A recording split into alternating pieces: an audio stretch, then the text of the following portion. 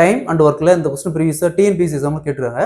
அதாவது 15 பேர் 20 நாள் வேலை செஞ்சால் அவங்களுக்கு 6 லட்சம் ஊதியம் கிடைக்குது அப்படின்னா 5 பேர் 12 நாள் வேலை செஞ்சால் அவங்களுக்கு எவ்வளோ ஊதியம் கிடைக்குன்னு கேட்குறாங்க. ஸோ டைம் அண்ட் ஒர்க்கில் இந்த மாடல் சம் கேட்டாங்களா, எப்படி குயிக்காக சால்வ் பண்ணுறத பார்க்கலாம். கொஸ்டினில் 15 ஆட்கள் 20 நாள் வேலை செய்கிறாங்க, அதுக்கு 6 லட்சம் ஊதியமாக கிடைக்குது, 6 லட்சம் சம்பளம் கிடைக்குது.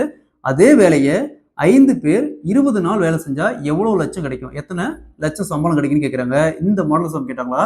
ஃபர்ஸ்ட் இந்த கீழே இருக்கிற வேல்யூ மட்டும் எடுத்துக்காங்க. ஃபர்ஸ்ட் இந்த கீழே இருக்கிற வேல்யூ என்னது, 5 இன்ட்டு இங்கே, அது ஆட்கள் இன்ட்டு நாட்கள் இன்ட்டு இந்த சம்பளம், அதாவது இப்படி கிராஸாக எடுத்துக்கணும். சரிங்களா, இந்த மாதிரி கிராஸாக எடுத்துக்கணும். இன்ட்டு சம்பளம் எவ்வளோ, 6 லட்சம். வகுத்தல், வகுத்தல்ல இந்த ரெண்டு வேல்யூ, அதாவது இந்த ஆட்கள் இன்ட்டு நாட்கள், 15 இன்ட்டு 20. ஸோ நெக்ஸ்ட் 5ஆல் கேன்சல் பண்ணால் இங்கே 4, இங்கே கேன்சல் பண்ணால் 3, 15 3ஆல் கேன்சல் பண்ணால் 5.